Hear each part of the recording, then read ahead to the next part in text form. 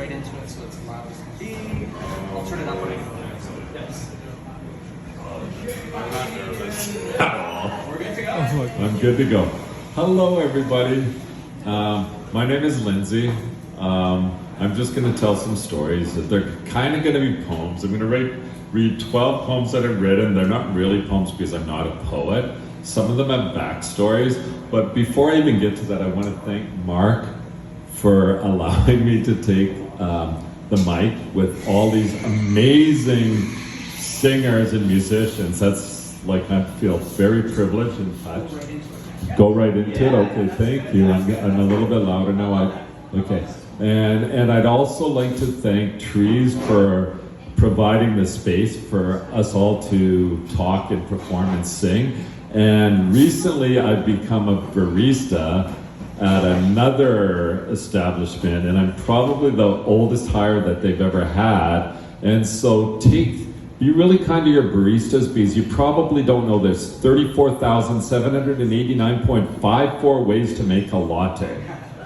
And it's really important that you take care of the baristas because they are doing an amazing job, so be really kind to them. And a couple other things is like, I'm trying to come up with a moniker, so I'm thinking Grandpa Lindsay, but maybe not. And then I'm thinking Lyrical Lindsay, but I'm not really lyrical. And then I'm thinking lyrical, and I'm thinking Poet Lindsay, but I'm not really a poet. And then I'm thinking about Songwriter Lindsay, but I'm not. But I can channel a little bit of Shaggy, so I can do, I don't know if anybody in here knows who Shaggy is, but I can do a little bit. Life is just one big party when you're still young, but who's gonna have your back when it's all done? That's about all of my Shaggy. And so I'm now going to get into the poems. In the first poem, they all have little backstories, some of them do. Anyway, about 30 years ago, I lost a bet with a friend, and the loser of the bet had to shave off his hair. And I've been shaving off my hair ever since. So the first poem is called Hair. And I'm just going to read, I printed them out. I know the backstories, but I don't know the poems off by heart. So the first poem is Hair. Hair, on top of my head. I cut you off, I look in the mirror, I'm different than before. You are growing once more, I return to you. Where have I been? Who have I become?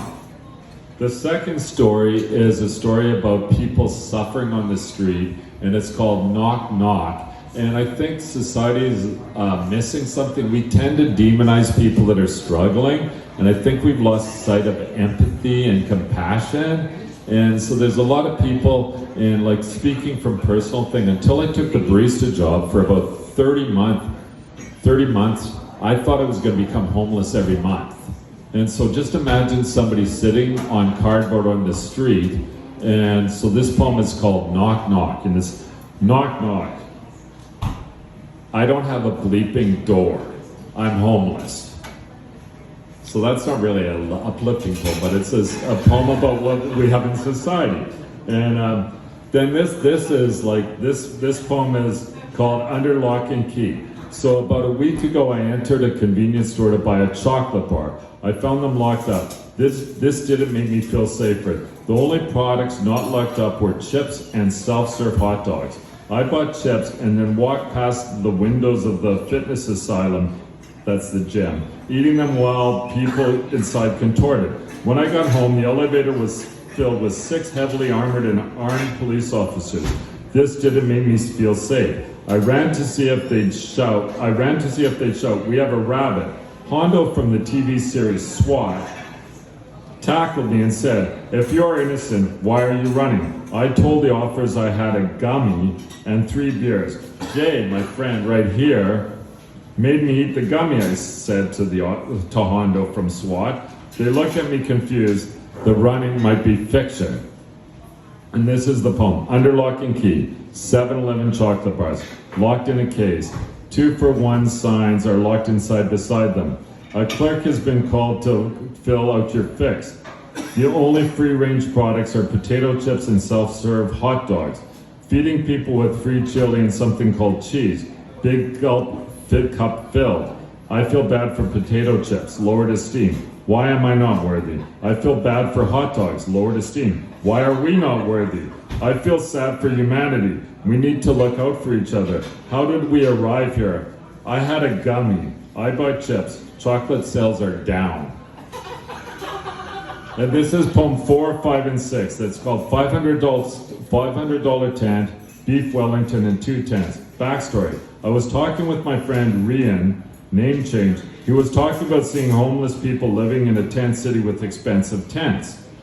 This poem is $500 tent. Rian, I saw homeless people in a tent city in the city center with tents worth $500. Me? So, Rian, don't you think they should spend their money on something more practical? Me, where do you live? Beef Wellington. Rian changed the topic same day. Rian, we just got back from Las Vegas. In Gordon Ramsay's restaurant, we had $100 beef Wellington meals. It was fabulous. Me, are you saying it was fabulous because it was or because you had convinced yourself it was because you had seen Gordon Ramsay on television yelling at people? Rian, because it was fabulous. Me, don't you think you should spend your money on something more practical? Rian, our hotel room was comped. 2 tents. Rian has 2 tents. I don't know how much he paid for them. He says he uses them when he goes camping. He says he hasn't gone camping in 5 years. I don't know if any of the above is true. I may have made it up for effect. How will we ever know? And then fear personified. Being poor sucks. It takes a lot of bleeping work. Oh, bleep. We're down to our last roll of toilet paper. Hopefully I don't have to poop today or tomorrow. It. Poem number 8. It. I just put it down. Did you see where I put it? Where was the last place you had it? I want to punch you. Not helping. Darn it. Where is it? Check under the towel. Never mind, it's in my hand. And then, backstory. This poem is called Ricky Gervais. At a local watering hole, I go in and the guy who's sitting next to me is Ricky Gervais. He's drinking a Guinness. I'm with my 80-year-old friend Jim. I look over at Ricky and say, "You're Ricky Gervais." He says, "No, I'm not." And then I go, "Why do you look exactly like and sound like Ricky Gervais?" And he goes, "Well, I guess I'm Ricky Gervais."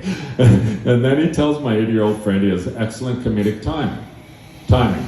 We're joined by 2 friends, Greg and another friend, William, who's from the UK. William and Ricky start talking, and they get along famously, confirming that it is actually Ricky Gervais. And my friend Greg looks at, like Ricky says to my 80-year-old friend, "You have great comedic timing," which upsets me because I think I'm the funny one. And so why is he calling my friend funny? And then my other friend, Greg, says, "Ricky and I were talking. He thinks you're goofy, but not in a good way." And then I'm really excited because Ricky Gervais is trash talking with my friend Greg. So I think that's pretty exciting. So the poem is called Ricky Gervais. Are you Ricky Gervais? Yes. Do you know Ryan Reynolds?